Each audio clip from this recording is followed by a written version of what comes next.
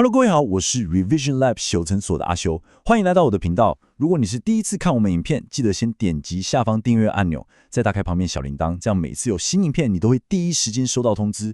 也帮我按个赞，让 YouTube 知道你喜欢这种类型的内容。谢谢大家，我们现在正式开始。OK， 好，今天我们要来聊一支影片，而且我敢打赌，在座的各位10个里面大概有9个半都看过。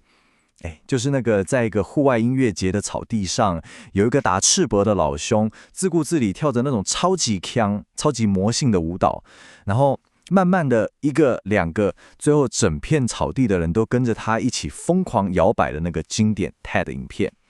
很多人看完可能就觉得，蛮好笑的，很励志，然后就划掉了。但是你真的看懂它了吗？这支短短3分钟的影片，其实是一个教科书等级的社会动态学模型。它几乎可以完美对应到商业世界里的任何一个新产品上市、一个新的企业文化导入，甚至是历史上任何一场社会运动的微型缩影。它用最精简的方式，演绎了一个潮流或是一个运动是如何从0，一个人都没有，到1，再到100，最后引爆全场的。今天我们修整所就要用分析师的角度，带大家一层一层的把这背后的社会密码跟人性机制给彻底拆解开来。相信我，看完今天这一集，你对于领导力跟影响力这2个词的看法，可能会被完完全全的颠覆。好，我们今天的分析会分成这5个部分，像剥洋葱一样，一层一层往核心探究。首先，我们会从那个孤独的疯子开始，他到底是谁？他怎么有勇气开始这一切的？接着，我们会深入分析那个最关键也最容易被忽略的角色——第一个追随者。为什么我会说他才是真正的催化剂？然后，我们会看到引爆流行的引爆点是怎么形成的，那个神奇的数字到底是几？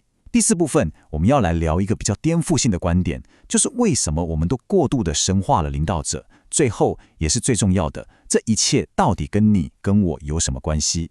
因为不管你是想在公司发起一个新专案，还是想在朋友圈揪团尝试一个新活动，这个模型都能给你非常具体，可以马上拿来用的启示。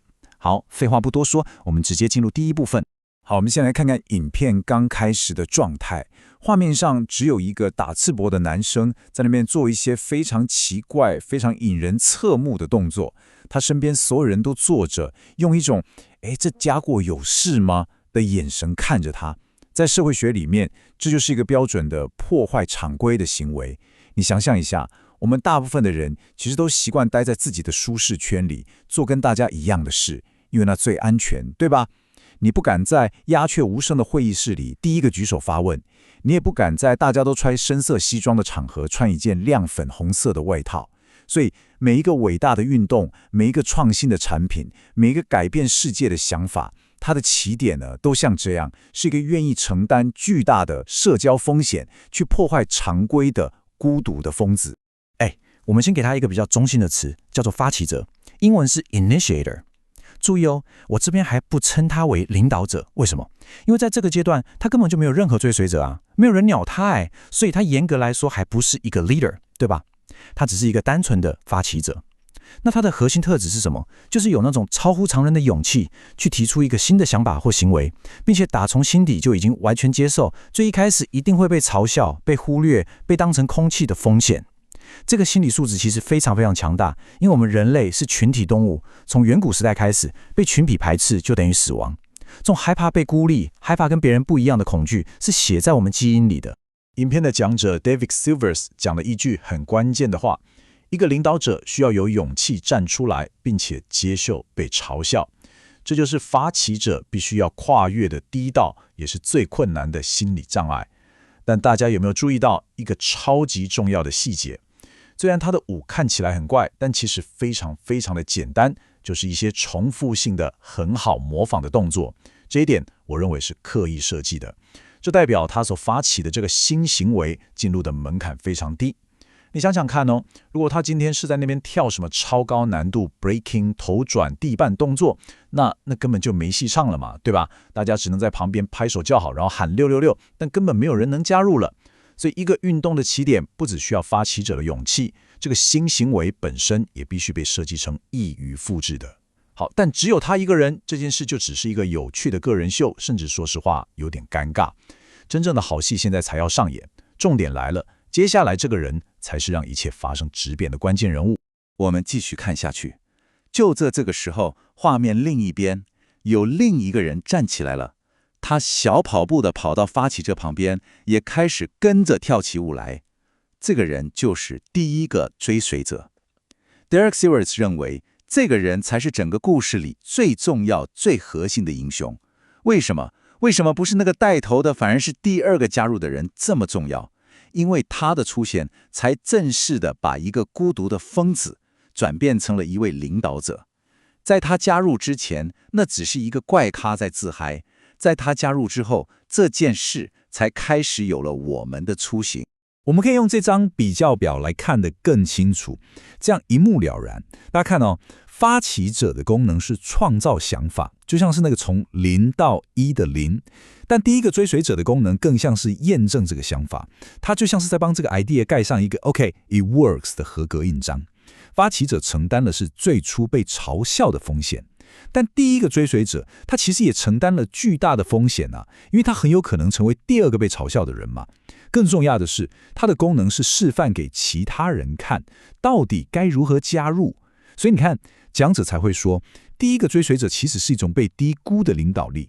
他不是盲从，他是非常有勇气力，公开去支持一个还未被大众接受的新事物。真的，大家常常都忽略了这种人，但他的勇气，说真的，一点都不输给第一个。接下来这一点超级无敌重要，可以说是整部影片的精华。第一个追随者，他其实默默地完成了3件非常关键的任务。第一，他提供了公开的认证。他的加入等于是在跟所有还在旁边观望的人说，大家快看，那个家伙不是疯子，他做的事情是 OK 的，是值得加入的。这句心理学上讲的社会认同 social proof 的起点。我们人就是这样，看到有人也做了，就觉得好像也没那么怪哦。第二，他提供了清晰的示范。它基本上就是一个人肉说明书，用行动教会其他人加入的规则。哦，原来就是跑过去，然后跟他一起乱跳就可以了，超简单。他把加入的流程给 SOP 化了。第三，也是最巧妙的一点，他完成了焦点的转移。这一点真的太妙了。当只有一个人在跳舞时，大家的焦点都在他这个怪咖身上，是单数。但当第二个人加入后，焦点就从他变成了他们。变成了一个群体，变成复数了。这时候还在观望的人，他们思考的就不是我要不要加入那个怪咖，而是我要不要加入那个群体。哇，这个心理压力瞬间小了非常多。而且大家注意看影片的细节，那个 shirtless 的发起者看到他来，是张开双手去拥抱他，把他当成平等的伙伴。这是一个非常高明的领导行为，他让这件事是关于我们这个运动，而不是关于我这个了不起的领导者。好，有了这个至关重要的第一个追随者之后，整个局势就开始不一样了。接下来就是见证奇迹的时刻，整个运动进入了一个全新的阶段，它的动能开始以指数级的方式增长。这个阶段我们称之为引爆点，也是整个社会风险结构完全翻转过来的事。那这个引爆点到底是第几个人？答案是3。当第3个人加入的时候，一切就回不去了。讲者说的非常好，一个人是疯子，2个人是怪咖，但3个人就是一个群体了，而一个群体就是新闻。为什么是3？因为从第3个人开始，这件事在旁观者眼中看起来就不再是2个好朋友约好一起做的怪事，它就有了客观性，像是一个正在发生的趋势。3人成虎嘛，它开始具备了公共性，值得被大家讨论、被报道。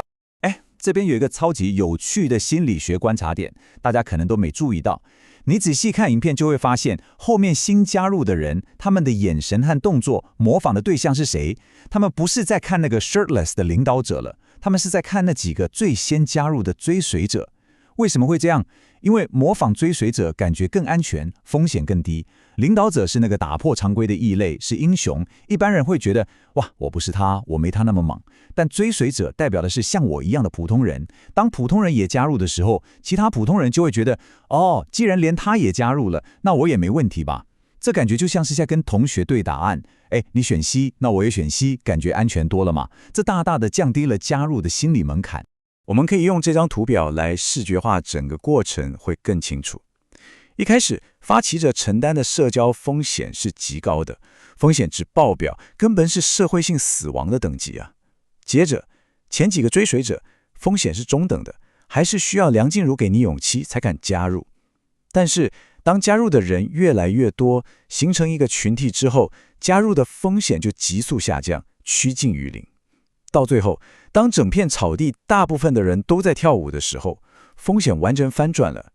这时候，风险最高的反而是那些还坐在地上不加入的人，他们会因为没有加入而显得格格不入，甚至被嘲笑。这就是从众压力。你看，一开始是加入会被笑，到最后变成不加入会被笑，这整个风险结构的彻底翻转，就是一个运动成功的关键。讲到这里，大部分人可能会觉得，哇，那个 shirtless 的领导者好厉害，好有魅力，好有 guts。但 Derek Sivers 说，如果我们的分析只到这里，那就完全错过了这期影片真正要教给我们的最核心、最精髓的一课。现在我们要来揭开这个运动背后真正的教训。这就是整场演讲最震撼也最反直觉的一句话。最大的教训是，领导力被过度神化了。哇，这句话说真的有点颠覆三观，对吧？我们从小到大被灌输的观念，看的英雄传记，听的成功人士演讲，全都是在歌颂那个站在聚光灯下的领导者。我们总是崇拜贾伯斯，崇拜伊隆马斯克，把所有的功劳都归给他。但这支影片告诉我们，我们可能都看错重点了。是的，那个 shirtless 的家伙是第一个，他也理所当然的会得到所有的功劳和掌声。如果媒体来采访，镁光灯一定都是对着他，历史课本上写的也会是他的名字。但是我们冷静地想一想，如果把影片倒带，抽掉某一个人，这个运动就完全不会发生。那个人是谁？谁才是那个让这一切得以发生的真正的关键枢纽？那个 linchpin？ 答案其实我们心里都有数了，就是那个第一个追随者，是他的出现才把一个孤独的疯子转变成了一位领导者。没有他，就没有领导者，没有追随者，没有群体，更没有运动。那个 shirtless 的家伙就只会是一个在草地上跳着怪舞，最后自己尴尬结束的怪咖。所以真正让运动从0到1的，不是那个发起者，而是第一个勇敢站出来说我跟的人。从0到1这一步，最关键的不是0，也不是1，而是那个把0连接到1的箭头，而那个箭头就是第一个追随者。这才是这支影片最深刻也最颠覆我们常识的洞见。好，理论分析完了，最重要的永远是 so what， 这跟我们有什么关系，对吧？这才是我们修整所最在乎的。我们怎么把这些深刻的洞见变成你我都能在日常生活中使用的工具？简单整理一下，这个模型给了我们2条非常清晰的路去创造改变。第一条路，当你扮演领导者或发起者的角色时，比如你想在团队导入一个新的工作方法，像是每日站立会议，你不能只是发一封 email 说，大家明天开始我们开站会哦，这样肯定没用。你要做的是先私底下去找1-2个你信得过，也比较愿意尝试新事物的同事，先跟他们试行，鼓励他们在明天的会议上第一个站出来分享，他们就是你的第一个追随者。你要给他们最多的支持，把他们当成伙伴，让整个专案的重点是关于我们如何一起变得更好，而不是关于你个人的丰功伟业。第二条路，这也是我们大部分人更常遇到的情况。当你看到一件很棒的事情，一个很棒的想法时，要有勇气成为那个第一个站出来支持的人。我举个例子，在会议上，当一个比较内向的同事提出一个好点子，但全场死寂，空气凝结，连老板的脸色都有点难看的时候，你就可以是那个打破僵局的人。你的一句我觉得小陈这个点子很有趣，我们可以从角度来试试看，就可以把整个局面救回来，也赋予了你同事继续发声的勇气。这就是追随力的展现。核心观念就是，一个有效的运动不可能每个人都抢着当领导者，有勇气的追随力跟杰出的领导力一样重要，甚至更为稀。所以今天这一集影片看到最后，我想留给大家一个问题去思考。下一次当你身处一个需要改变的场合，不论是在公司、在社团，还是在你的朋友圈里，你会选择当那个万众瞩目、等着别人来跟随的领导者，还是选择成为那个虽然不起眼，却是真正创造改变的第一个追随者？这2种角色都需要巨大的勇气，也都有巨大的影响力。希望今天的分析能帮助你未来在各种场合中找到自己发挥影响力的最佳位置。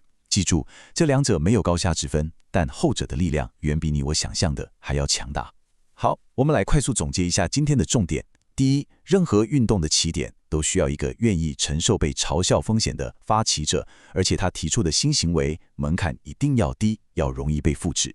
第二，整个运动的关键催化剂是那个第一个追随者，他的加入提供了公开认证、清晰示范，并将焦点从个人转移到群体，正式把发起者变成了领导者。